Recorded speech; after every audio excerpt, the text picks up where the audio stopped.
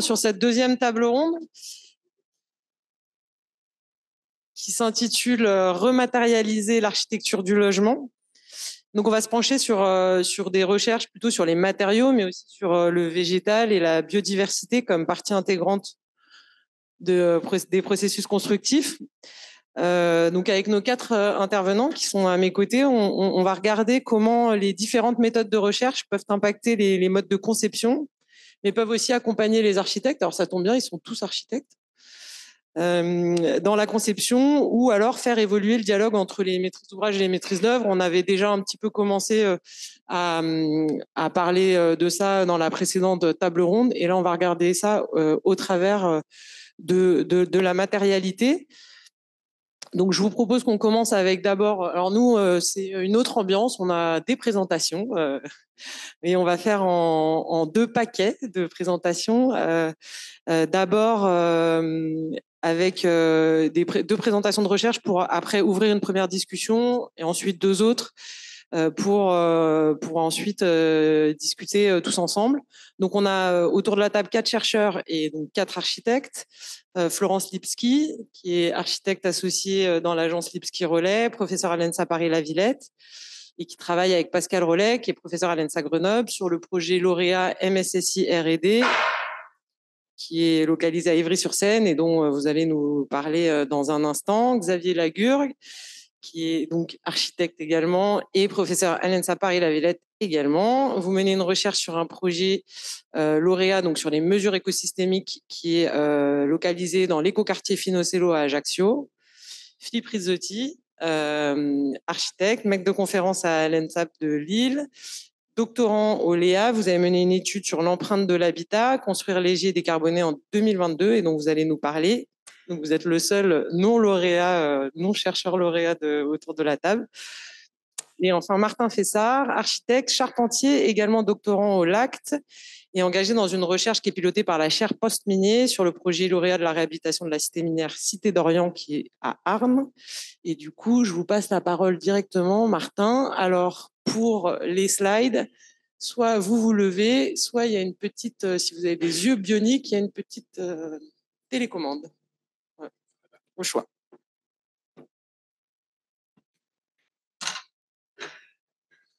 Bonjour à vous. Donc, Martin Fessard, donc chercheur effectivement et doctorant surtout à la chaire Acclimater les territoires post-miniers, présidée par Béatrice Mariol, au LACT et au LGCGE, donc le laboratoire de génie civil de l'université d'Artois. Aujourd'hui, donc je vais vous présenter le projet Cité minière en acclimatation, lauréat donc à l'AMI EQLD, et donc qui travaille sur la rénovation expérimentale de 25 maisons à Arnes, 25 maisons de la Cité d'Orient, donc dans le bassin minier du Nord-Pas-de-Calais, expérimentale de 2 points de vue, avec l'utilisation de matériaux bio et géosourcés et l'utilisation de pratiques collaboratives dans le processus de rénovation, avec des acteurs assez classiques dans le bassin minier, le bailleur social Maison et Cité, la chaire post-minier, donc une maîtrise d'œuvre issue de la frugalité heureuse et créative, la mission bassin minier qui est responsable de l'inscription à l'UNESCO, et une maîtrise d'usage qui est issue donc de ce travail collaboratif. Alors la particularité de ce projet, c'est qu'il est issu de la recherche, on pourrait dire. La recherche est venue avant le projet.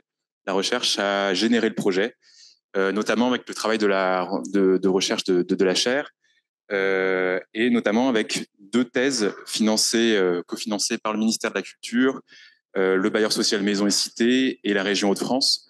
La première thèse, donc la thèse de Mélusine Pagnier, qui travaille sur les pratiques collaboratives pour la rénovation énergétique, et qui a donc effectué une permanence architecturale de programmation, donc de la rénovation de cette Cité d'Orient, et qui va soutenir sa thèse début 2025, qui va prolonger par un post-doctorat. Donc elle va continuer d'accompagner les habitants dans la conception et le chantier, dans cette idée de maîtrise d'usage. Et donc ma thèse qui travaille donc sur les finitions biosourcées et les changements de pratiques de chauffe, dont je vais parler un peu plus en détail plus tard. Et donc ce travail de recherche assez ancré sur le terrain, finalement l'AMI EQLD a permis de le transformer en projet de rénovation concret et expérimental. Et il a permis aussi d'orienter le bailleur sur un choix d'une maîtrise d'œuvre qui serait compatible, on va dire, avec les orientations de recherche du projet. Donc, d'une part, déjà avec un BET qui ne soit pas mandataire, mais avec une équipe d'architectes qui soit mandataire, ce qui est déjà un changement dans le cadre de la façon de faire de Maisons et Cités. Et une équipe d'architectes mandataires donc, qui soit issue de la frugalité heureuse et créative, donc notamment avec 2 jeunes agences, l'Atelier Poste et Catherine, qui sont présents dans la salle aujourd'hui, et Blo, donc Marie Blancard, et enfin le BET Tribu. Et l'idée, donc, c'est que dans le fonctionnement du projet, on va dire, les chercheurs de la chaire fournissent un peu des sortes d'hypothèses de projet, des hypothèses de travail, et ensuite, finalement, ces hypothèses, elles se transforment, elles évoluent par un travail collaboratif entre tous ces acteurs. 2 exemples très concrets. Le diagnostic architectural, par exemple, va reposer en grande partie sur le travail de diagnostic déjà réalisé par Mélusine Pagnier dans sa permanence architecturale avec les habitants, où elle a repéré notamment les dysfonctionnements des maisons et les envies des habitants. Deuxième exemple, la réalisation d'une maison témoin, qui est plutôt, pour le coup, plus liée à mon travail de thèse, et maison témoin qui va finalement préfigurer les 25 autres rénovations et qui a 2 objectifs principaux, 2 objectifs de recherche. D'une part, comprendre les performances des finitions biogéosourcées pour améliorer la qualité de l'air et le confort ressenti des habitants, notamment dans un bâti ancien, assez petit, qui a des problèmes d'humidité, et donc qui prolonge une expérimentation de Maisons et Cités sur l'utilisation de béton de chanvre, mais avec des plaques de placo. Là, l'idée, c'est d'expérimenter des finitions en terre crue qui soient compatibles avec les performances du béton de chanvre. Et enfin, deuxièmement, un changement des pratiques de chauffe, parce on s'est rendu compte en faisant des relevés climatiques habités des maisons des cités minières. Donc c'est un relevé qui cumule relever des objets, des modes de vie, de l'architecture et des climats à l'intérieur des maisons. On s'est rendu compte qu'avant rénovation, les habitants chauffaient de façon partielle leur maison, avec un chauffage souvent au charbon, qui faisait que le séjour était très très chaud, souvent autour de 23 degrés, et la cuisine et la chambre étaient autour de 15-16 degrés, donc une sorte de gradation dans le climat. À l'inverse, après la rénovation lourde, souvent on voyait que la mise en place d'une chaudière gaz et d'un chauffage central, la disparition des cloisons, la mise en place d'une enveloppe isolante générait plutôt un climat, finalement, une température homogène dans l'ensemble de la maison, dans le temps et dans l'espace. Et si la rénovation fait baisser les consommations énergétiques, elle ne fait peut-être pas baisser autant qu'espéré, même beaucoup moins qu'espéré. On pense que c'est notamment dû à ce changement de paradigme de chauffe, on pourrait dire. Ce qu'on retrouve au niveau local dans le bassin minier, mais qui est aussi vérifié dans des études plus globales, où finalement on voit que les consommations énergétiques réelles de la rénovation énergétique sont bien plus faibles qu'espérées. Enfin, l'amélioration des performances est bien plus faible qu'espérée. Et donc nous, on voit plutôt on essaie de réfléchir à la maison témoin plutôt comme une mosaïque de climat qui serait adaptable par les habitants, qui pourraient gérer, on va dire, eux-mêmes, interagir avec les climats de leur maison pour les adapter au plus près de leurs besoins de confort. Ça a des implications architecturales très concrètes. On travaille notamment sur l'utilisation de rideaux thermiques, de rideaux recours thermiques pour créer des sas d'entrée, pour habiller la cage d'escalier, pour recloisonner l'espace intérieur. On travaille sur du mobilier chauffant pour chauffer les corps au plus près chauffer directement les corps plutôt que l'air. On travaille sur la réorganisation spatiale du logement en fonction de considérations thermiques. Et on travaille aussi peut-être sur un éventuel retour de la porte en architecture, toujours pour cette idée de donner aux habitants finalement la maîtrise de leur température, la maîtrise de leur confort, et leur permettre d'interagir avec les climats, et peut-être comme ça de s'adapter finalement aux changements climatiques en cours et à venir. Alors, ces transformations de pratiques de confort, elles ne se décrètent pas, elles se discutent avec les habitants. Elles impliquent une demande d'une implication des habitants. Et donc, c'est quelque chose qu'on travaille, que la maison témoin va permettre d'expérimenter concrètement. C'est quelque chose qu'on travaille avec des workshops aussi. On a fait des workshops sur les potentiels ornementaux de la terre crue, notamment, qui seraient peut-être ainsi plus acceptables par les habitants. On travaille avec des chercheurs, des artisans, des étudiants de l'ENSAPL, et qui est en train de faire une étude aussi avec le LGCGE. On se demande si l'ornement sur la terre crue pourrait améliorer ses performances hygrothermiques. On a aussi fait un workshop sur la création de rideaux qui se transforme aujourd'hui en résidence de création pour des designers textiles et des ingénieurs textiles, de rideaux hygrothermiques biosourcés, avec la filière textile des Hauts-de-France. Donc voilà, il y a toujours cette idée de préfiguration avec les habitants du changement de pratique pour qu'il soit discuté et débattu. Et j'en finis sur cette slide qui essaie de comprendre finalement peut-être les problèmes de compatibilité qu'il peut y avoir entre cette volonté d'être dans l'opérationnel et le calendrier de recherche. Du point de vue opérationnel, en fait, l'opération va démarrer bientôt. Les contrats de maîtrise d'œuvre sont en train d'être signés. La recherche, elle a commencé il y a 2 ou 3 ans. Et donc voilà, il y a une sorte de glissement entre les deux qui fait que il y a un besoin constant finalement de refinancement de la recherche pour que les chercheurs puissent continuer à travailler sur le projet pendant que le projet opérationnel glisse. Ce qui pose problème quand on a des chercheurs, notamment, que la recherche fonctionne quand même beaucoup sur des non-titulaires, comme des doctorants ou des post-doctorants. Il faut sans arrêt retrouver de l'argent, ce qui demande un engagement assez conséquent de la part des chercheurs titulaires. Mais sur la maison témoin, si on revient sur la question de la maison témoin, là l'idée c'est qu'elle soit en préfiguration, donc qu'elle vienne dans un premier temps, donc elle vienne fin 2024, et qu'elle soit une préfiguration des 25 autres maisons qui viendront plutôt en 2025, avec l'idée comme ça qu'elles permettent certes aux chercheurs d'expérimenter leurs hypothèses, mais aussi aux habitants de visiter cette maison, aux bailleurs sociaux de venir voir la maison, différents acteurs du projet de pouvoir vraiment éprouver concrètement cette maison et de pas simplement réfléchir sur des plans que finalement on se rend compte que beaucoup d'acteurs ont du mal à lire. Voilà, cette dernière slide, je pense qu'on pourra en discuter plus tard, mais on n'est pas obligé de la développer outre mesure, mais c'est différents intérêts de la maison témoin qu'on a commencé à identifier dans notre projet. Merci Martin. Effectivement, oui, on va se garder ces sujets-là pour la discussion après la présentation de Florence, justement pour pouvoir ensemble discuter de l'intérêt du prototypage et de la question de ce type de maison témoin. Je veux bien être debout pour voir si j'arrive à tout faire en même temps. Alors attends, je vais faire un test, c'est-à-dire là comme ça. Voilà, ok. C'est bon, vous m'entendez? Bonjour. Donc,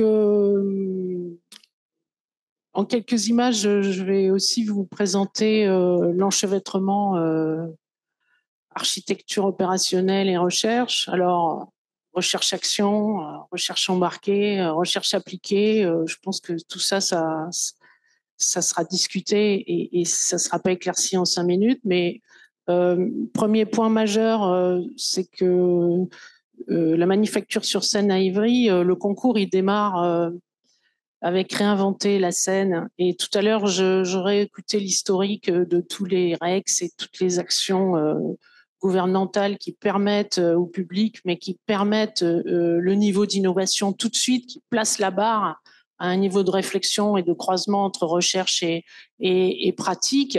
Et dans les actions récentes, on peut dire, malgré les critiques qui se sont portées sur les difficultés de sortir les opérations, que réinventer la Seine, ça a été un enjeu pour que les équipes puissent répondre et placent le niveau des questions. Parce que le but, c'est quand même de formaliser les questions et de les poser et pas juste de rendre des images. Donc là, ça a été un acte majeur pour engager la recherche et la réflexion. Qui plus est, donc vous êtes à Ivry-sur-Seine, hein, à droite, vous avez un bras de la Seine. Il y avait un enjeu tout de suite qui est comment on habite et comment on habite bien, comment aujourd'hui on considère que la vue lointaine et leur relation avec l'eau, qu'elle soit lointaine, visuelle ou proche, est une source de confort de vie dans le logement. Donc je dirais que le site a croisé directement la question de l'habitat.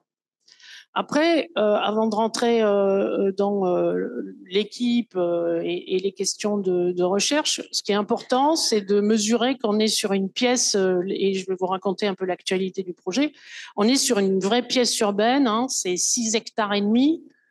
Donc, on est dans une histoire, d'abord il y a la question de l'histoire et du patrimoine, parce qu'on est dans une histoire très particulière, parisienne, qui est que c'est une usine des eaux, c'est la première usine de traitement des eaux dans Paris, création 1881, on est sous Alphand, et dans la vie quotidienne, c'est quand même 400 mètres cubes d'eau potable par jour, donc c'est une vraie machine. Alors du coup, c'est une vraie machine avec les avantages et les inconvénients. L'inconvénient, c'est que d'un point de vue urbain, aujourd'hui, il y a une ZAC à Ivry-sur-Seine qui est très bien coordonnée avec un très beau projet paysager. Et donc, il y a un enjeu à ce qu'on remette en place un écosystème. Donc, il y a dans la recherche une démarche sur l'écosystème, sur l'environnement, sur la place de la nature, qui est donnée de fait par le site et par la question du site et de la taille, de l'échelle aussi du territoire. Et puis, il y a une deuxième question qui est préserver aussi ce patrimoine industriel. Là, vous le voyez pas, mais on est sur une trame, une grille très forte, une grille horizontale, construite en béton, avec des bassins filtrants. Voilà, il y a une architecture industrielle qui est en place. Alors tout à l'heure, pour l'instant, je dirais, on n'en a pas beaucoup parlé, mais je vais un peu jeter quand même le pavé dans la mare. Il y a la question économique qui plombe depuis alors 2017. Je vous fais rapidement notre planning. Nous, 2017 lauréat, puis il se passe plus rien pendant 2 ans. Redémarrage 2022, 2022-2023, des études de faisabilité. Ça, on a enchaîné de la FESA. Si on se dit quels sont les avantages et les freins, c'est que on est dans une situation, je reviendrai à l'histoire après, vous allez comprendre pourquoi. Les freins, c'est qu'on a un patrimoine qui appartient à la ville de Paris et on est sur des terrains Ivry-sur-Seine. Donc on a déjà une complexité de base qui est 2 interlocuteurs forts qui ont longtemps échangé pendant 2 ans avec le maître d'ouvrage qui est Quartus. Je vous citerai toute l'équipe après parce que je pense pour l'instant il faut qu'on fasse le tour du propriétaire et qu'on voit les enjeux. Donc on a une complexité de base qui est donnée et qui a ralenti le sujet. Donc économiquement, voilà, on a été un peu plombé. Il y a un sujet d'économie du projet. C'est un projet qui pèse 55 000 mètres carrés quand même. Voilà le site industriel. Je pense qu'on peut passer. La partie de gauche qui a un peu évolué compte tenu du programme qui a évolué, c'est qu'on passe avec un hôtel logistique avec des activités logistiques. Et puis, on a été plombé par l'arrivée du centre de rangement des transports de la RATP, le CDT, qui du coup, on a pris le truc au vol, va plutôt nous permettre d'abonder sur les problématiques de nature et de végétalisation. Voilà, la zone du maître d'ouvrage qui est Quartus est en violet. Elle va plus au nord dans la totalité du dessin. Elle inclut les rues, donc elle inclut vraiment l'écosystème qu'on doit mettre en place. Alors, je parlais de la machine industrielle. Je crois qu'on a aussi, et ce qui doit permettre de réaliser l'opération si ça se met en place en début d'année, c'est qu'on a quand même une machine de guerre aussi au niveau des compétences. Alors, l'IPSCI Rollet, où on est à la fois architecte et chercheur, praticien et chercheur, on va assurer toute la coordination d'une maîtrise d'œuvre qui est quand même hyper riche, puisqu'on avait Joly Loiret, on n'a plus que Serge Joly, mais on avait Joly Loiret qui sont quand même l'agence qui a créé Cycleterre. Cycleterre, c'est quand même le lieu où on récupère les terres excavées du Grand Paris pour produire des briques de terre crue. Et le maître d'ouvrage de l'opération, c'est Quartus. Voilà. Donc, c'est comme ça qu'on commence à tisser entre maîtrise d'ouvrage très engagée et, je dirais, une maîtrise d'œuvre qui est quand même très pointue, qui rassemble aussi Wang Shu, qui a quand même une grande pratique de la matérialité, une vision aussi de la vie dans un village pour pouvoir gérer de la densité. Donc, on a des grandes discussions sur la problématique de la densité, parce qu'il est hors de question qu'on soit trop dense. On a un rapport à la scène qui doit être très fort. Donc, voilà. Donc, ça, c'est pour la maîtrise d'œuvre. Il y a l'atelier Roberta en paysagiste, il y a un bureau d'études milieu avec qui on travaille. Derrière nous et avec nous, toute l'équipe ici, vous voyez là vous voyez je reviens un tout petit peu en arrière, vous voyez tout le panel de chercheurs. Donc c'est mené en priorité par l'école de Grenoble, l'ABEX, l'Habitat du futur la chaire Habitat du futur qui est dirigée par Pascal Rollet, et on est adossé aux grands ateliers, qui est quand même la première halle expérimentale qui nous permet donc de pouvoir réaliser les prototypes. Alors, très rapidement, les enjeux, les axes de recherche, il y en a 3. Il y a les enjeux psychosensoriels, qui sont de réaliser les logements à coût abordable, de travailler sur les prolongements extérieurs et des espaces intermédiaires. L'axe numéro 2, c'est les enjeux fonctionnels et les problématiques de pollution, parce qu'on est quand même sur un territoire très pollué, donc on a un sujet de santé et un sujet de cadre économique qui est contraint. Le 3e, c'est tout l'enjeu énergétique et carbone. Alors là-dessus sont engagés les filières terre, donc chez Cratère qui nous accompagne, et puis Cycleterre qui est à nos côtés aussi. Tout ça, ça nous amène à avoir un soutien, et on remercie vraiment tout le monde, le BRA et le GIP EPO de nous accompagner là-dessus. C'est les prototypes. On a 2 types de prototypes, spatial et constructif, et dans le calendrier, une volonté d'aller avec de permettre aux sociologues de mener des enquêtes quantitatives sur la perception spatiale pour qu'on puisse mesurer, donc vous le voyez là sur le papier, l'enjeu c'est de mesurer les usages, le confort thermique, le confort sonore, la qualité de la lumière, la qualité de l'air, les bilans carbone et tout ce que vous connaissez. Alors, sur quoi on s'appuie pour faire ça? Je vais être très rapide. Sur d'un côté, la pratique de l'agence, qui a une grande habitude des prototypes, et au-delà de ça, je dirais l'unicité de ce qu'a pu faire l'école de Grenoble, les grands ateliers et surtout le ministère, de pouvoir s'engager dès 2012 dans les opérations de Solar Décathlon, qu'ils ont finalement gagné ensuite en 2021. C'est Canopéa, donc c'est plutôt Canopéa qui est lauréat d'ailleurs, qui est à la fois, là vous en voyez qu'un prototype, mais qui est vraiment une maison qui vit pendant X jours et X semaines, qui est réalisé par les étudiants et qui est testé en permanence. Alors, ce qui est assez intéressant, je regardais aussi pour conclure là-dessus, ce qui a été vu sur ce matin, c'est que les prototypes, c'était souvent des prototypes en bois, en métal, en béton. Aujourd'hui, la question, elle est sur les enveloppes intelligentes, les enveloppes légères. Donc, les tests sont bien différents. Il y a vraiment un enjeu à avoir tout le rassemblement interdisciplinaire, pluridisciplinaire, qui nous permet d'avoir avec les ingénieurs ce travail de test. Je terminerai par 2 images. La première, donc les grands ateliers où il y a le bâtiment qui est un pont roulant avec 5 tonnes, mais là on passerait avec des tests de la halle qui est à côté, qui est un pont roulant de 20 tonnes. Donc on a les outils, je dirais, industriels pour fabriquer ces prototypes. Et pour finir, parce que ça c'est peut-être la slide importante, c'est dans tout ça comment s'organise la méthode de travail.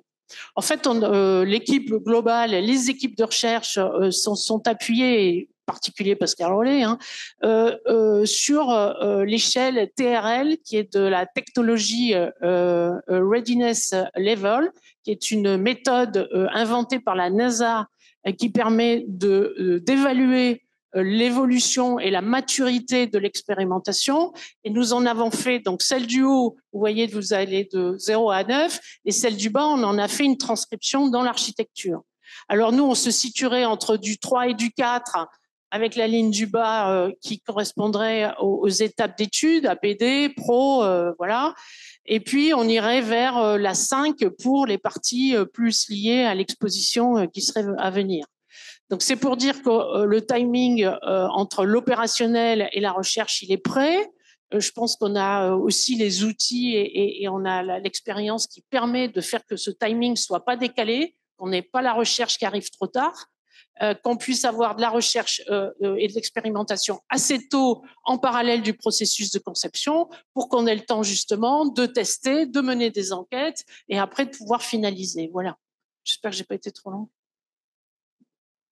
Merci beaucoup. Ben justement, on va pouvoir prendre quelques minutes pour discuter de ça entre les deux recherches qu'on vient de voir et les 2 projets. Donc il y a un enjeu de de maison témoin d'un côté pour regarder aussi et accompagner la conception du projet. Pareil pour le prototype sur la transformation des pratiques. Vous parliez là, Florence, à l'instant de la bonne temporalité entre la conception et la recherche.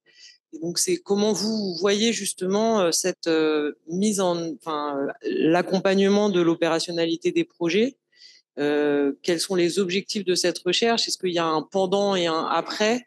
Et comment vous utilisez justement le prototype? Enfin, je voudrais que vous puissiez approfondir un tout petit peu l'objet maison témoin et prototype pour cet accompagnement des maîtrises d'ouvrage et des maîtrises d'œuvre. Je ne sais pas si Martin, en tout cas, la question est pour les deux.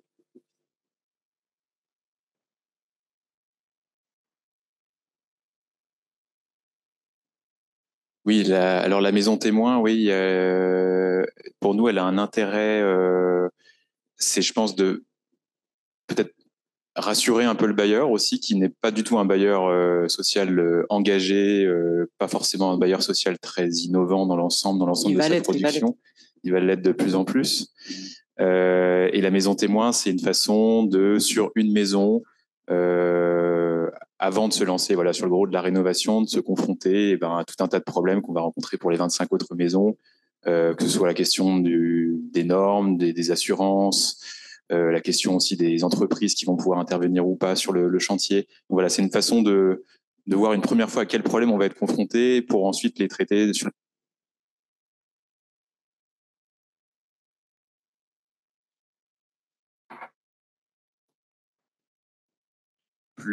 plus intelligente. Après, c'est aussi une façon, peut-être aussi, nous, je parlais tout à l'heure de la compatibilité entre le calendrier d'opération et le calendrier de recherche. C'est une façon pour la recherche d'avoir des résultats plus rapides, donc, qui sont plus dans la temporalité d'une recherche, donc de 3 ans, on va dire, par exemple, pour un doctorat. Ça permet, nous, par exemple, la maison témoin, elle va être instrumentée. On va pouvoir y recueillir aussi le ressenti des habitants qui vont y habiter de façon temporaire, puisque en fait, elle sert aussi de maison relais. Les habitants qui sont temporairement délogés de leur logement pour la propre rénovation de leur maison vont y habiter pendant quelques temps. Donc voilà, on va avoir un certain nombre de retours à la fois techniques, mais aussi de ressenti des habitants. C'est aussi une façon on l'a déjà dit plusieurs fois, je pense, mais vraiment de permettre à tous les acteurs du projet d'éprouver le changement et la transformation peut-être de l'esthétique, des pratiques que cela implique. Et cette transformation des pratiques, notamment, c'est vraiment quelque chose qui, je pense, peut être intellectualisé, peut être dit de façon théorique, on peut en discuter. Et le fait de pouvoir l'éprouver concrètement, je pense que c'est vraiment quelque chose qui est très important de l'éprouver par le corps, parce que tout d'un coup, ça fait peut-être moins peur. Quand on peut l'éprouver, on se rend compte que c'est possible de changer. Et alors que quand on est en discours pendant longtemps, parfois, voilà, il y a des résistances et des peurs. Oui, alors je repartirais bien de 2 points. C'est que c'est dans l'opérationnel, il faut savoir que le prototype dans le monde du BTP, c'est très difficile. Ça correspond à pas grand-chose. Les entreprises le voient comme un objet qu'elles n'ont pas envie de faire et qu'elles n'ont pas bien compris. Elles ont peur qu'on leur en demande trop. Ça finit vite, parfois une compilation de matériaux et ça ne parle pas d'espace. Donc, il faut quand même qu'on ait tous en tête que dans la réalité des projets, bien sûr, on fait des prototypes, on fait des morceaux de façade, etc. Mais c'est assez tendu dans le relationnel et c'est plutôt l'architecte avec l'entreprise. Et dans la période qu'on connaît maintenant, où on est en augmentation de complexité sur les données quand même, on va le voir tout à l'heure avec Philippe sur les problématiques carbone, il y a les calculs, mais il n'y a pas que les calculs, parce que comme on a un sujet coût et technologie, on est au summum, je dirais, du stress pour le maître d'ouvrage.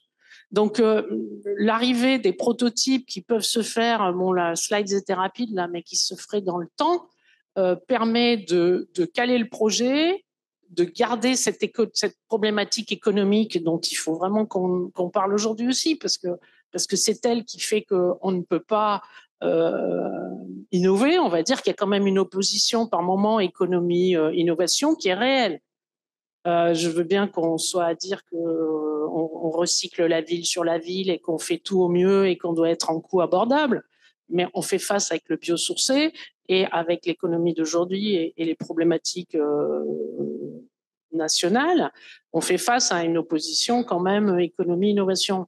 Donc le prototype, il est là pour rassurer, il est là pour nous qu'on met une maîtrise, une contrôle et un dosage pour tenir les ambitions et les objectifs et spatiaux et technologiques.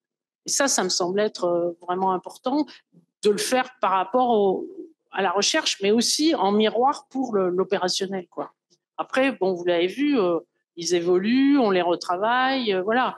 La finalité étant effectivement le grand public, et après, on se rappelle quand le pavillon Prouvé, qui a été fabriqué aux grands ateliers, remonté aux grands ateliers à visiter, la richesse est là, le pouvoir pédagogique et éducatif, bon, en sachant. Merci. On va passer pour pouvoir garder aussi du temps pour la discussion avec la salle en fin de table ronde aux deux autres présentations. Là, je vois quand même que vous avez particulièrement souligné l'importance aussi de ce type de méthode pour pouvoir discuter avec la maîtrise d'ouvrage. On verra peut-être avec vous qu'il y a aussi un enjeu d'appui et d'aide plutôt côté maîtrise d'œuvre et concepteur. Est-ce que je peux voir la télécommande? La télécommande.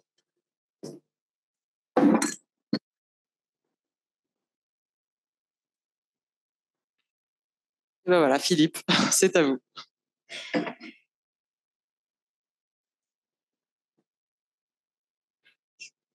Ça marche très bien. Je vais prendre juste la télécommande.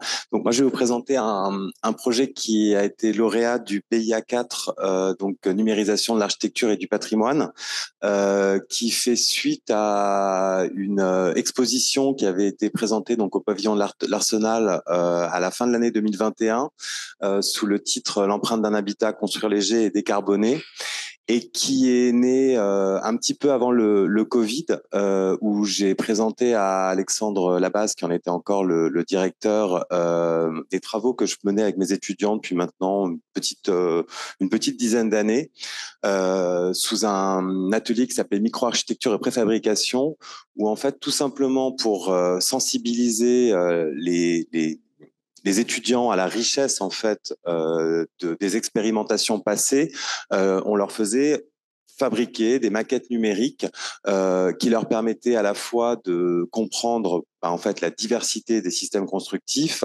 la richesse du vocabulaire dans l'histoire de la construction, un petit peu à la façon dont Rondelet faisait déjà ses traités d'architecture en redessinant les exemples du passé.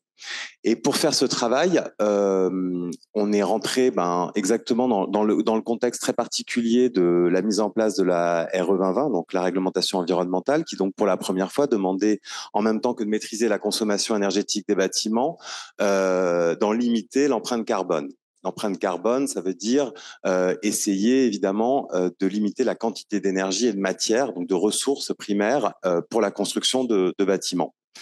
Et ce qui m'intéressait, c'était d'essayer de comprendre à travers ces différents exemples dont vous voyez ici la liste, de voir si déjà dans le passé, on trouvait des exemples qui pouvaient être intéressants à réinterpréter aujourd'hui. Alors pour faire ce travail, on a cherché deux choses. Déjà, voir un petit peu quelle était la production courante, en particulier en France. Donc, on a analysé avec un outil qui a été développé dans le cadre des travaux de recherche de la chaire construction durable de l'École polytechnique fédérale de Zurich, qui s'appelle le Bombix, qui est un module en fait qui permet sur une maquette numérique ou un double numérique comme on l'appelle aujourd'hui, simplement d'évaluer la quantité de matière des différents matériaux nécessaires à la production d'un bâtiment. Et ce que j'ai compris à travers cette rencontre, qui est aussi née dans le cadre d'une école polytechnique qui nous différencie quand même très largement de la formation qu'on a aujourd'hui, où l'architecture est un peu détachée du reste des savoirs, et ça a évidemment une forte incidence sur la manière de mener les travaux aujourd'hui. Il y a une relation très forte entre finalement la quantité de matériaux que vous avez à employer pour construire un bâtiment et puis les émissions carbone incorporées dans la production de cet objet.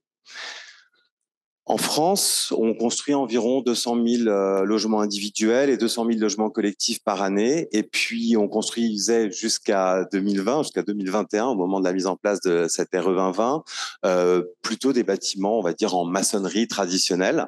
Et une maison individuelle, ça mesure environ 120 mètres carrés, d'après l'INSEE, et ça pèse environ 1,2 tonne par mètre carré. Je parle vraiment de manière assez précise, ça fait environ 150 tonnes par bâtiment. Et ce qu'il y a d'assez intéressant, c'est que déjà Buckminster Fuller, quand il a entrepris ses travaux sur la construction légère, faisait le même constat.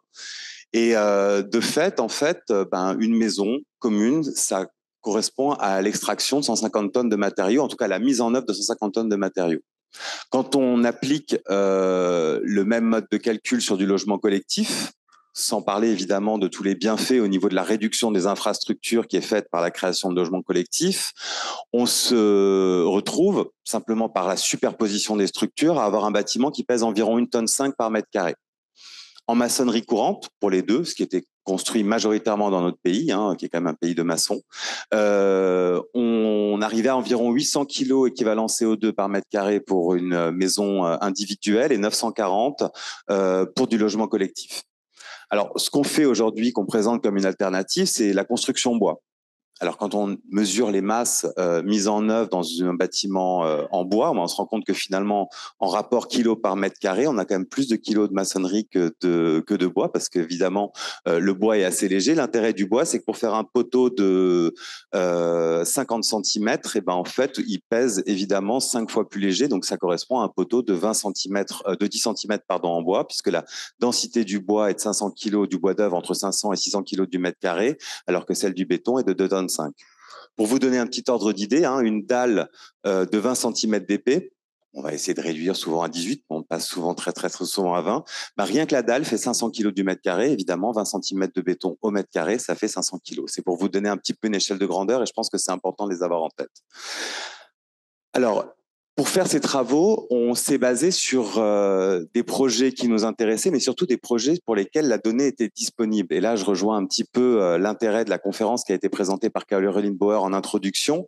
Ce qui est évidemment très important, c'est de pouvoir accéder à l'information qui va vous permettre comment les choses ont été construites. Parce que souvent, on fait des projets dans lesquels on se limite en fait à la phase déclarative et on va très rarement, peut-être comme le faisait beaucoup Jean Prouvé à l'époque, vérifier les résultats des opérations qui ont été construites, puisque chaque projet, d'une certaine manière, se veut un petit peu être unique et les choses ont plutôt évolué dans ce sens.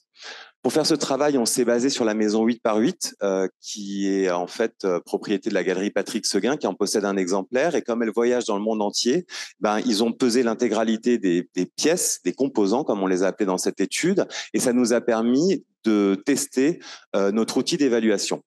Encore une fois, je parle ici d'évaluation puisqu'il s'agit de simulations qui ont été faites et on n'a pas pesé exactement la masse de chacun des composants qu'on a analysés. Néanmoins, l'expérimentation, enfin l'évaluation faite sur la maison 8 par 8 nous a permis de voir qu'on était à peu près à 1% près assez exact.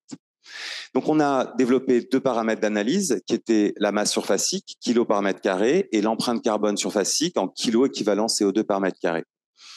Mais le point d'entrée, moi, qui m'intéressait, c'était aussi la capacité à réemployer à terme ces bâtiments et imaginer finalement que chaque bâtiment construit aujourd'hui ou hier pourrait être un gisement potentiel pour demain.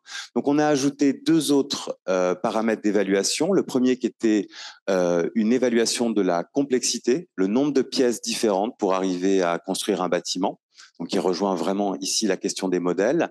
Et enfin, la rapidité de mise en œuvre, la question de l'assemblage, les composants acheminés sur site sont donc évalués en nombre et on compte donc le nombre de pièces, éléments, composants qui arrivent sur site et qui nous permettent d'évaluer l'efficacité du chantier. On a fait tout un panel d'études. Pour ça, on a aussi développé un langage graphique, puisque c'est vrai que souvent, on se contente de regarder dans l'architecture des dessins en noir et blanc et de jolies photos en couleur. Et moi, à cette époque, mon fils était en 6e, et donc il commençait à rentrer dans la question des familles de matériaux. Et du coup, on a développé tout simplement un code couleur qui permettait de comprendre par la coloration la nature des familles de matériaux. en vert, les matériaux naturels, faciles à comprendre, intuitifs. En rouge, comme le feu, l'ensemble des métaux. Et ensuite, en gris, les matériaux minéraux. Alors, ça inclut également donc, les polymères, enfin les géopolymères, donc, comme le béton, les différents types de terre, mais également les minéraux naturels comme la pierre. Et enfin, en bleu, parce que si on avait classé le vert dans les minéraux, l'architecture aurait été un peu triste à regarder. Et en rose, on n'en a pas dans les exemples ici, l'ensemble des matériaux plastiques. Et en fait, avec ces 5 catégories, on s'est rapproché de la démarche qui est menée depuis maintenant à peu près 6 ans en Suisse, qui s'appuie finalement sur un référentiel de données qui est géré par la Confédération des acteurs du bâtiment qui s'appelle le KBOB, où pour faire une évaluation d'empreinte carbone, l'État, sous couvert de la SIA, l'équivalent de notre ordre des architectes, donne des données par défaut. C'est-à-dire que si vous n'avez pas de meilleures données, vous appliquez celles-ci. Et si par contre vous pouvez justifier avec votre fabricant d'une donnée plus performante, vous pouvez à travers le mode de calcul l'entrer dans votre estimation. On a à ça fait en fait finalement des catalogues de pièces qui permettent aussi du coup d'avoir accès à la diversité du vocabulaire architectural, puisqu'on se rend compte aussi que dans chaque projet, parfois les architectes, les ingénieurs donnent des noms différents qui posent aussi de vraies difficultés de nomenclature. Alors tout ce travail a donné lieu à une publication, un livre qui s'est imprimé en 2000 exemplaires, mais qui est aujourd'hui épuisé. Et du coup, notre volonté, c'était de créer un atlas numérique pour pouvoir donner accès gratuitement et plus largement à l'ensemble des informations, puisque les simulations et les maquettes numériques qu'on a produites sont évidemment aujourd'hui archivées dans un serveur, mais non accessibles, comme beaucoup des données que nous produisons. Et donc ici, la démarche, c'est de pouvoir à la fois avoir accès à de l'information de manière graphique et didactique, mais aussi pouvoir commencer à rentrer dans le cœur des données. Parce que ce qu'on a remarqué en commençant à comparer les différents projets les uns aux autres, hormis le fait qu'ils étaient pour beaucoup bien plus performants que la nouvelle réglementation qu'on allait mettre en place, le projet de la maison 8 par 8 de Prouvé, même s'il n'a pas les qualités d'isolation qui sont attendues aujourd'hui, et un bâtiment qui pèse un petit peu moins de 100 kg, 96 kg par mètre carré pour une empreinte carbone de 55. Je mets en perspective la RE 2020 pour du logement individuel, c'est 640. L'enjeu aujourd'hui et ce qu'on souhaiterait pouvoir présenter au-delà de ces données, pardon, je vais revenir en arrière, ça serait peut-être à travers le programme engagé pour la qualité de logement de demain, rentrer l'intégralité des données que vous avez obtenues, essayer de pouvoir les comparer. On a fait l'exercice dans le cadre de programmes pédagogiques à l'école de Lille la semaine dernière, où on a demandé à des étudiants de prendre des maisons petits projets et de faire des estimations carbone de projets dans le cadre d'un exercice appelé écologie moderne. Et c'est très intéressant parce qu'on s'est rendu compte qu'un groupe de 8 étudiants arrivait à produire une maquette numérique suffisamment précise pour donner une évaluation qui soit juste à plus ou moins 20%. Et plus ou moins 20%, c'est suffisant. Ça nous donne déjà une échelle de grandeur. Et ce qui serait très intéressant dans le cadre du programme auquel vous participez tous, c'est d'y associer des données économiques. Parce qu'évidemment, on peut tous prétendre aujourd'hui être plus vertueux les uns que les autres, mais ce qu'il y a d'intéressant, c'est de pouvoir additionner également aux qualités d'usage, aux qualités d'esthétique, à la performance des matériaux, des données économiques qui vont permettre, à travers les exemples du passé, de pouvoir convaincre les décideurs qui vous accompagnent et qui nous accompagneront demain dans les projets. Donc, ce serait intéressant qu'on arrive à réunir un panel de projets qui soient volontaires et qui mettent à peu près, on va dire, entre 150 et 250 heures en fonction de la complexité des projets, finalement, leur expériences d'une manière harmonisée comme on le fait chacun dans le cadre de nos travaux d'agence. Je vous remercie pour votre attention.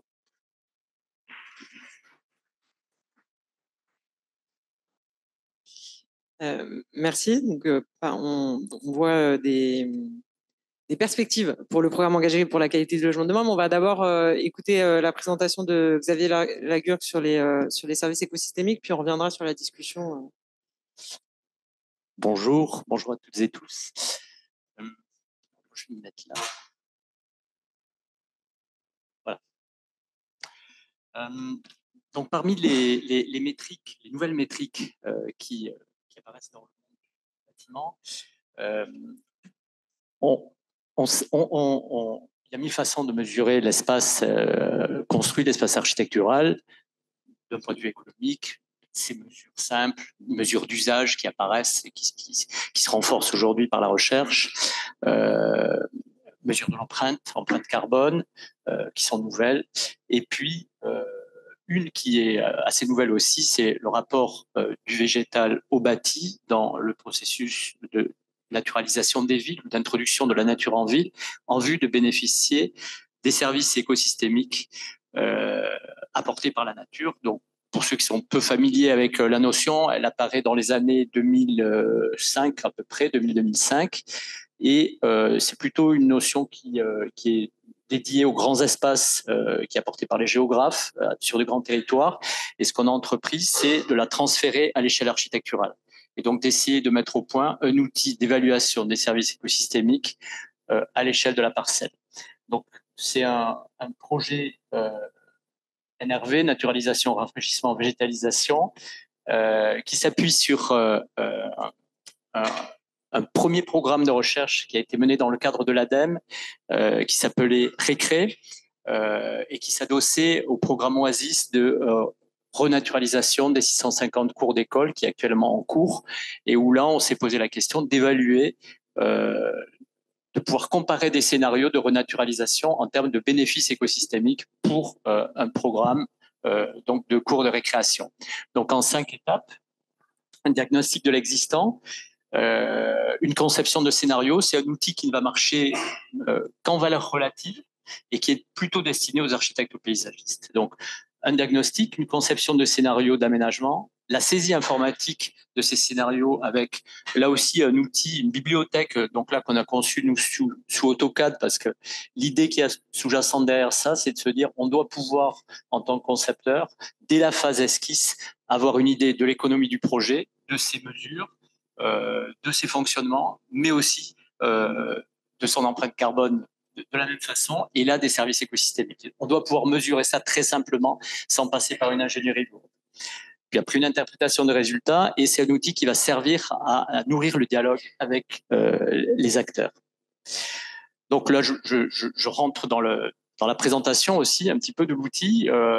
Voilà, là on ressaisit une esquisse, c'est un état existant, c'est le collège Georges Brassens dans le 19e. On saisit 2 types de choses, des essences d'arbres, je ne sais pas si c'est très clair, oui, des essences d'arbres, et puis des surfaces, selon qu'elles sont en bitume, en terre végétale, différents types de surfaces. Et derrière chacun de ces objets, de cette bibliothèque AutoCAD, on a tout un ensemble de données et d'indicateurs qui sont préparamétrés et qui vont permettre de sortir un résultat quasi automatiquement. On dessine un scénario 1 à partir d'une esquisse qui peut être faite à la main ou sur un média quelconque. Donc, on la redessine avec cette bibliothèque. Et là, on a des choses un peu plus riches avec différents jeux de surface et différentes espèces que l'on peut identifier aussi dans leur durée de vie, c'est-à-dire en fonction de l'âge qu'elles ont et qu'on va faire évoluer, puisque l'enjeu, la nature, c'est que c'est toujours une histoire naturelle. Donc, contrairement au construit qui s'évalue une fois, là, on évalue les choses dans la longue durée. Puis on fait un deuxième scénario sur le même principe.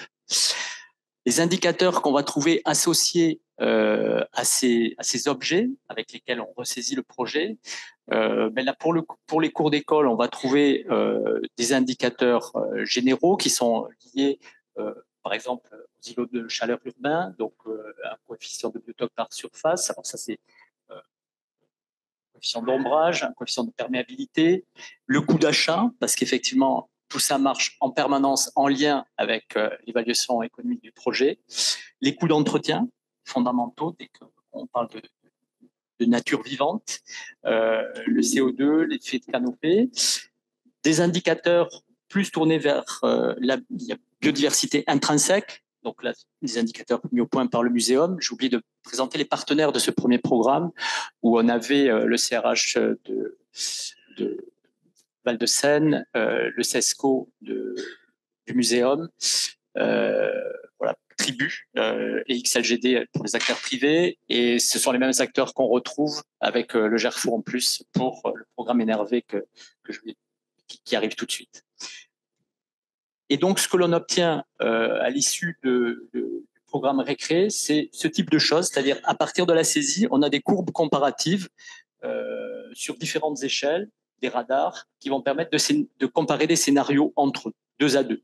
Et donc là, ça laisse complètement ouvert le processus de projet, puisqu'on a des indicateurs qui ne disent pas tel scénario est mieux que tel autre, mais en fonction de tel ou tel critère établi par la maîtrise d'ouvrage, dans le dialogue des acteurs, on va pouvoir s'orienter sur ces questions. Et puis, comme on est dans une cour d'école, alors j'en ai juste extrait un là, mais par exemple un indicateur sur la jouabilité, c'est-à-dire quel est l'intérêt dans une cour d'école de renaturaliser une cour. Alors là, par exemple, je ne sais pas si vous arrivez à lire, mais sur les 3 pôles du triangle, il y a la biodiversité observable directement, donc par les enfants, des dispositions spatiales pour faire classe en dehors, puisque ça fait partie des enjeux pédagogiques, la visibilité, le paysage d'arbres et d'espaces de nature depuis la salle de classe. Donc, c'est des choses qui ont été établies dans le dialogue avec les acteurs du programme Oasis. Et puis, par exemple, quand on regarde l'évaluation des coûts, on va avoir des coûts d'entretien en milliers d'euros qui se lissent sur la très longue durée. Alors, le programme Énervé, qui porte ce nom parce qu'à un moment donné, on a dû changer de site et donc le programme ne débarrait pas. On était à Montrouge et finalement on s'est reparachuté sur Ajaccio, dans un écoquartier qui s'appelle Finozello et qui sert de base pour ce programme de recherche. En fait, ça veut dire naturalisation, rafraîchissement, végétalisation. On a commencé par retravailler sur ce qu'on appelle la cascade des services écosystémiques qui dans l'état où elle se présente dans la doctrine aujourd'hui, d'abord elle est très diverse dans la littérature, et ensuite elle est assez inadaptée à l'échelle architecturale et à l'échelle de la parcelle. Donc on l'a retravaillée à l'issue de ce premier programme Récré, et donc là je vous en donne rapidement le schéma actuel. C'est au fond notre premier résultat, et à partir de ça on démarre vraiment le projet. Donc on a des services supports avec une structure de biotope inerte, des processus biophysiques qui se mettent en place et qui produisent des fonctions écologiques. Ces fonctions écologiques, elles produisent des services écosystémiques d'approvisionnement et de régulation, mais elles produisent aussi des disservices, et on verra que dans le logement, c'est fondamental, c'est-à-dire que la nature au contact du logement, dans le logement social notamment, c'est aussi des disservices, c'est-à-dire des allergies, des surcoûts d'entretien, parfois des questions de dérégulation. Donc tout ça, ça nous fait un bloc. Ce bloc produit malgré tout des bénéfices pour la société humaine, en termes de sécurité, de biens matériels, de biens culturels, de santé, de régulation sociale. Tout ça, ça débouche sur une liberté de choix. Alors ça, c'est la doctrine du Millennium Ecosystem Assessment, mais à chaque fois, on a référencé dans la littérature les emprunts qu'on faisait. Et tout l'enjeu d'un outil qui soit opérationnel, c'est de donner des valeurs à ces disservices comme à ces bénéfices, valeurs qui vont être parfois monétaires, parfois pas, parfois une valeur comparative simple. Voilà, donc là, on a un volet qui est dédié au système économique. Une fois qu'on est parvenu à attribuer une valeur, on peut décider d'une répartition budgétaire et donc d'actions à mener, soit sous forme de préservation de choses qui sont déjà là, soit sous forme de forçage, avec une action en termes de gestion différenciée ou de politique publique affectée à certains espaces, ou de politique sociale, ou de pratiques collaboratives, enfin des choses où on va intervenir dans la longue durée sur la nature au contact du bâti. Et donc tout ça, ça marche, ça fait une boucle. Et donc l'enjeu, à partir de ces différents blocs, donc de cette cascade des services écosystémiques adaptés à l'échelle de la parcelle, c'est d'aller chercher des indicateurs pour les services écosystémiques, pour les disservices, pour les bénéfices et pour les actions de forçage. Donc là, on en est là aujourd'hui, avec toute une liste qui a été collégialement, on va dire, élaborée. Et on va passer donc dans une deuxième phase d'application sur le lot 1 à Ajaccio de l'écoquartier l'écoquartier Finocello, et en s'adossant également sur une étude produite par 3F. Alors 3F Sud est concessionnaire de cet îlot, et on s'adosse sur une étude de 3F à Paris qui a interrogé une très grande cohorte d'habitants sur la façon dont elle percevait la nature au contact des logements sociaux. Et donc là, on a des résultats tout à fait édifiants et surprenants, beaucoup axés sur les 10 services. Et donc en phase 3, on va tester les scénarios établis par Polyptyque, qui est la maîtrise d'œuvre urbaine de l'écoquartier Finocello, qui passe actuellement, qui fait évoluer ces modèles d'implantation de bâtiments d'immeubles plots en immeubles à cour. Donc on va pouvoir comparer ces deux scénarios. On va peut-être tester ça avec l'équipe Skirolet sur la manufacture d'Evry aussi, sur la base du prototype. Donc c'est en discussion. Et puis on fera la synthèse sur le site d'Ajaccio. L'outil étant destiné à nourrir les équipes de maîtrise d'œuvre qui vont concourir sur le premier lot, pour que dans le concours, ils puissent mener une évaluation des services écosystémiques de la nature installée au contact des logements qu'ils produiront. Voilà. Merci de votre attention. Merci beaucoup.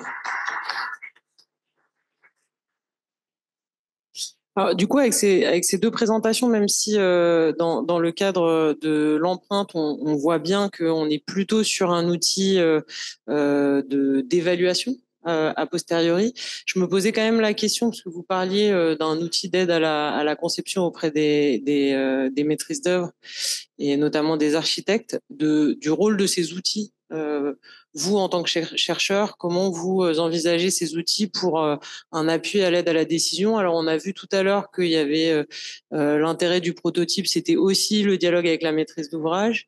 Là, on sent un peu plus, même si les 10 services, on imagine quand même que le dialogue avec la maîtrise d'ouvrage, il est important sur certains arbitrages.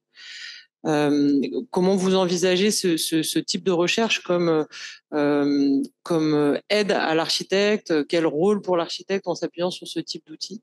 Puis après, on reviendra peut-être sur la question économique dont vous parliez tout à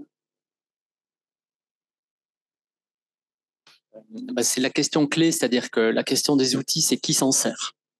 C'est-à-dire qu'il y a une demande pour avoir des outils de mesure, puisque des investissements, par exemple, sur les questions de nature, vont correspondre des coûts. Donc, on sait qu'on va dépenser de l'argent pour avoir, par exemple, un cadre végétalisé d'un ensemble immobilier, pour son entretien dans la longue durée.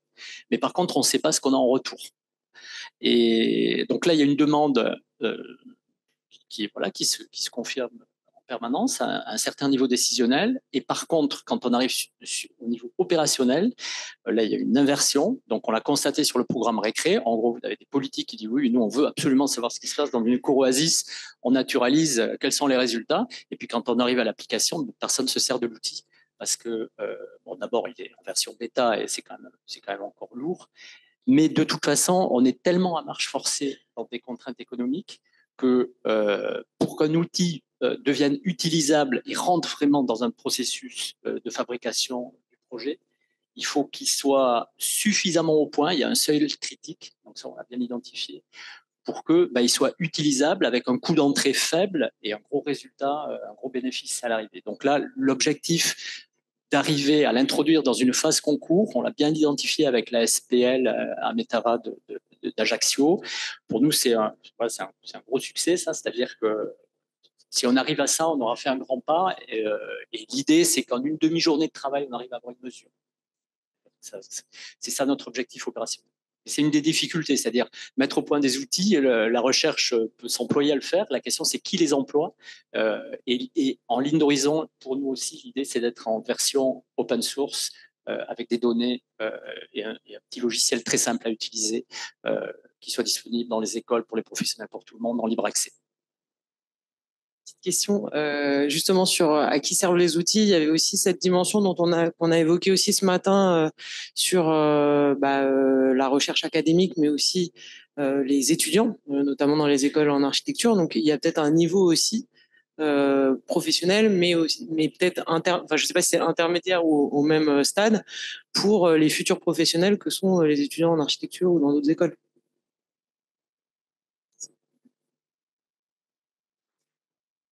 Je pense que les questions environnementales, comme je l'entends dire assez souvent, sont aussi quand même une opportunité pour remettre l'architecte au centre du processus de conception. Parce qu'il y a, en tout cas dans la construction, deux notions qui s'opposent, c'est celle du projet et du produit. Aujourd'hui, les industriels développent des produits qui répondent à des contraintes environnementales et la seule manière d'y répondre, en tout cas, c'est d'utiliser ces produits. Donc, le fait d'avoir une démarche qui va nous permettre en autonomie de quantifier, et ça veut dire donc d'être aussi en mesure de bien les dimensionner, parce qu'il suffit pas d'être capable de compter, il faut aussi donner la taille, mais nous permet, en tout cas de mon point de vue, de sensibiliser dès la formation l'ensemble des étudiants à des enjeux de mesure et de maîtrise des quantités, et ça quelle que soit la famille des matériaux finalement qu'on utilise, parce que c'est pas parce qu'on utiliserait des matériaux dits bio ou géosourcés qui seraient forcément on va dire la seule solution. Et on voit dans les projets qu'on a pu étudier que souvent les hybrides sont les plus performants, aussi bien en termes de quantité de matière employée que de transformabilité potentielle, parce qu'il y a évidemment cette question des projets neufs, mais il y a toute la question de la réhabilitation. Un autre point qui est intéressant dans ces outils de mesure et de quantification, c'est la valorisation de l'existant, de ce qu'on appelle aujourd'hui dans les écoles le déjà là. C'est un mot que j'aime pas trop, mais en tout cas c'est vrai que c'est déjà là. Et donc c'est intéressant de pouvoir aussi évaluer la matière qu'on réemploie par la conservation d'une structure. On a fait l'exercice, par exemple, sur l'école d'architecture de Lille. Donc, c'est un bâtiment qui a été construit dans sa première tranche par Eldin, qui a une structure poteau-poutre avec des dalles assez fines.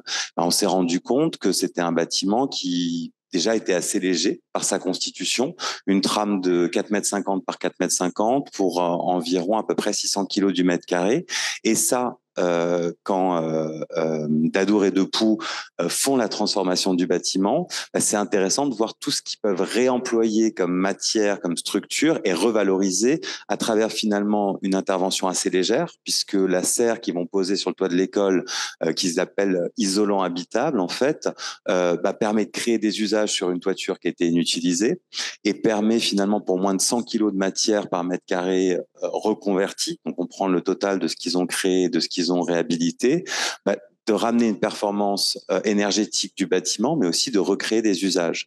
Et ça, en utilisant finalement une serre industrielle. Donc, ils vont pas le faire en bois, ils vont pas le faire en paille, ils vont pas le faire en terre, parce que le projet est dans la continuité de la démarche de l'Hackathon Vassal. Mais néanmoins, ils ont une habitabilité renforcée avec une utilisation de matière plus que raisonnable, puisque finalement, ils vont construire un bâtiment qui va être très léger et du coup, avec une empreinte carbone également maîtrisée, tout en améliorant les conditions climatiques et les conditions d'usage.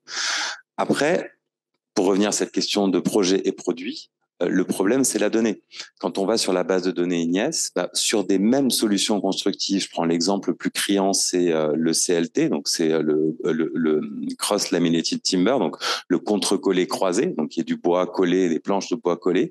On se rend compte que certains fabricants ont des performances négatives quand d'autres ont des performances positives, avec des oppositions de moins 100 à plus 100 sur les mêmes types de produits, puisque la valeur de stock carbone du bois a évolué dans la réglementation européenne et que la pérennité de votre fiche est sur 5 ans. Donc en fait, la guerre industrielle se fait à ce moment-là. Ce qui est quand même pas tout à fait, on va dire, enfin en tout cas qui mérite des clarifications et qui milite pour une homogénéisation des données carbone de base, avec peut-être des variances sur la question de la distance du gisement, parce que de la même manière, si vous utilisez de la pierre de taille, c'est extrêmement intéressant si vous êtes dans un rayon de 50 km, ce l'est beaucoup moins si vous êtes dans un rayon de 500 km. Vous voyez, donc il y a toutes ces données, et puis il y a les enjeux à l'échelle nationale, mais je pense qu'il y a des enjeux surtout à l'échelle européenne, et puis il y a des enjeux à l'échelle mondiale, en fait. Donc, si chacun développe son propre système de mesure dans son propre système réglementaire, en fait, on est loin d'avoir réglé le problème, parce que les émissions se font à l'échelle atmosphérique et ont que faire ni des enjeux économiques ou réglementaires de chacun des pays.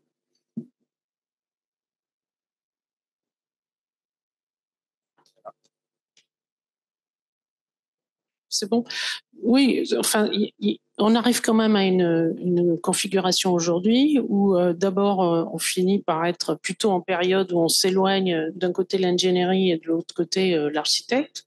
Donc il est urgent de remettre la problématique des prototypes au centre parce que c'est comme ça d'abord qu'on va former les architectes de demain, parce qu'il va bien falloir qu'on sache tout faire. Et surtout qu'on remette du coup, et c'est un peu un thème d'actualité, qui est le projet générateur et rassembleur de toutes les disciplines dont on a besoin autour de l'objet architectural. Parce que dans la pratique aujourd'hui, ça mouline des calculs, et puis dès que le projet bouge, je vous parle de la petite cuisine, mais enfin, dès que le projet bouge, on refait les calculs. Et finalement, on vous dit, bah, tu sais, quand on aura vraiment construit et qu'on aura vu la mixité, parce qu'on est dans une mixité constructive de fait, même quand il y a du bois, il y a du métal qui est mélangé, des fondations jusqu'à nouvel ordre, on les fait quand même en béton. Donc de toute façon, on est dans une problématique de mixité, et donc il y a toujours un champ à franchir, une étape à franchir entre la fin des études et la réalité du chantier. Donc ça, croisé avec les problématiques de hauteur sous plafond, de qualité spatiale, de grandes fenêtres, de voir loin, de confort, quoi. Je pense qu'il est urgent qu'on revienne sur les problématiques de prototypes, de concret, de matérialité, de tests, et qu'on ne soit pas dans cette séparation, quoi. Et je pense que le prototype, là, il joue tout son rôle, quoi. Il est fédérateur, en fait. Il est excessivement fédérateur pour le maître d'ouvrage, mais aussi pour l'ensemble des acteurs. On voit en tout cas que chacun est motivé par ses approches et ses méthodes de recherche avec les différents outils que vous proposez. Il nous reste quelques minutes. Je pense que ça peut être intéressant quand même de prendre quelques questions de la salle. Pendant qu'on fait, s'il y a des gens qui veulent poser des questions, levez la main. Ne vous battez pas. Ah voilà. Et alors par contre, on n'a plus qu'un micro, donc il faut partager. Et pendant qu'on fait passer le micro, juste pour dire sur la question économique, parce que c'est effectivement à un moment donné un élément important. On en discutera cet après-midi. On a aussi pas mal de sujets sur comment, quel type d'innovation dans les montages économiques et quels sont les arbitrages qui sont faits. Et aujourd'hui, c'est encore pas si simple que ça, mais on prend note de comment pouvoir, dans le cadre du programme QLD, pouvoir rassembler de la donnée, qu'elle soit aussi bien sur l'ensemble des matériaux, mais aussi sur les données économiques. Mais on verra cet après-midi que c'est pas si simple que ça. Oui, non, juste une petite intervention pour dire, je trouve que ce qui est important et ce qui est induit dans ce qui s'est dit là, et puis aussi un peu dans cette matinée, c'est finalement comment la recherche, non pas dans les projets, mais peut-être entre les projets, elle peut aussi alimenter, faire des retours vers la chaîne de production du logement, qui est pas un objet isolé, quoi, évidemment, et qui est aussi dans le champ du politique, mais aussi dans le champ de l'économique, dans le champ du réglementaire, comme le rappelait Philippe. Et je trouve qu'on pourrait aussi se questionner sur la façon dont justement la recherche, elle peut peut-être dire des choses, fabriquer du savoir pour informer l'outil industriel, pour être dans une sorte d'interdisciplinarité qui permet de renvoyer les leçons prototypales ou les avant-gardes, les expériences qu'on entend aujourd'hui vers le champ du système de production, quoi, qui est ô combien important dans le produit final, quoi, finalement.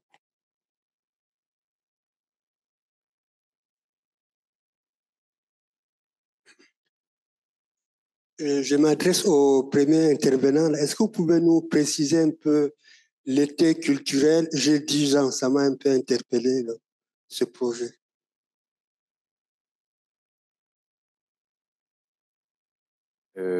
Alors, j'ai 10 ans, c'était les 10 ans de l'inscription à l'UNESCO du bassin minier du Nord-Pas-de-Calais. Donc, c'était un dispositif qui était porté par la mission bassin minier. C'était l'année dernière, donc. Et l'été culturel, c'est un dispositif de la DRAC, Direction régionale des affaires culturelles, qui finance, je crois que c'est dans toute la France, des actions culturelles qui lient artistes, architectes, chercheurs, avec des actions culturelles avec des habitants, voilà, dans différents endroits. Voilà. C'est un dispositif qui nous a permis de financer notamment les workshops qui vont rassembler des étudiants, des artistes, des chercheurs, etc. Qui est assez, qui marche assez bien, je pense.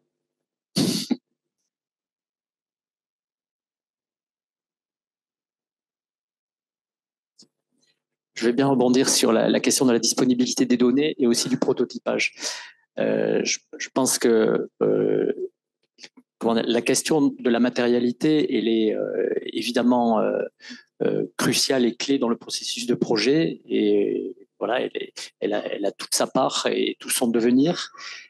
Mais ce qu'on voit apparaître, et je le vois à travers notre programme de recherche sur BOM, biodiversité, aménagement urbain, morphologie, on arrive avec les nouveaux outils à se saisir de sujets que la perception sensible ne peut pas aborder et qui sont tellement complexes qu'en réalité, il n'y a que le modèle informatique qui va permettre de les aborder et de se donner des éléments de choix. Maintenant, comme l'a dit Philippe, c'est vrai que sur les questions de nature comme sur les questions de matérialité, le problème, c'est la disponibilité des données et leur fiabilité. Et comme cette fiabilité, comme elle n'est avérée ni dans un cas ni dans l'autre, que ce soit les fiches INES en matière de fiches de déclaration environnementale et sanitaire, ou que ce soit les caractéristiques des matériaux ou des essences en matière de santé publique, par exemple, de croissance. Donc, on va trouver des données éparses dans la nature. Donc, il y a tout un travail de regroupement.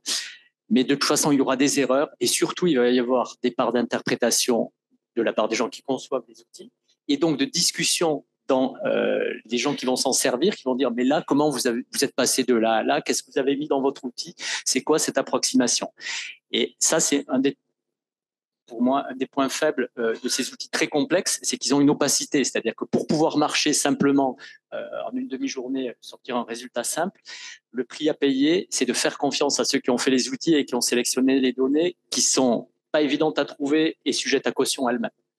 Du coup, ça nous renvoie à ce que tu disais aussi, c'est-à-dire qu'il faut qu'il y ait des grosses marges de résultats pour pouvoir faire des choix. C'est-à-dire que quand on est à 5%, 10%, compte tenu de tout ce que je viens de dire, les résultats ne sont pas significatifs, il faut qu'il y ait des différences importantes à l'arrivée. Et pour rebondir sur ce que tu dis, Xavier, ce qui me semble aussi intéressant, c'est d'utiliser le même protocole pour un panel de projets différents. C'est-à-dire que ce qu'il y a d'intéressant, c'est de les comparer entre eux. Parce que tout le monde présente ses résultats de manière absolue en disant je suis moins 20% carboné de vous, mais de quoi, comment? On n'en sait jamais rien, en fait. Et même entre les différents bureaux d'études, il y a des méthodologies qui sont différentes.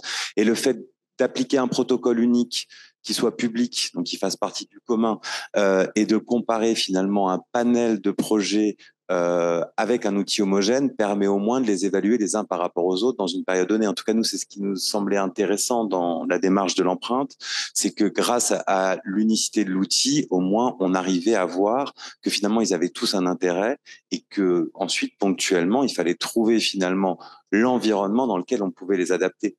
Et il n'y a pas de science finalement qui puisse se faire ou d'évolution de la connaissance sans partage des connaissances. On n'invente pas un vaccin en recommençant sur l'histoire du vaccin à chaque fois. Et nous, c'est un petit peu notre maladie autour de la question du projet, c'est-à-dire que chacun réinvente quelque part en tant qu'auteur l'intégralité de la machine. On le fait dans les écoles, on le fait dans nos studios, on le fait dans nos agences, alors que cette mise en commun, je pense qu'elle est nécessaire aujourd'hui pour relever ces énormes défis d'un secteur qui représente un quart, un tiers finalement déjà 50% de la consommation des ressources et un tiers de l'empreinte carbone des émissions. Donc c'est quand même fondamental de monter en puissance à la fois dans les expérimentations construites et aussi dans le partage des données qu'on a produites sur chacune de ces expériences.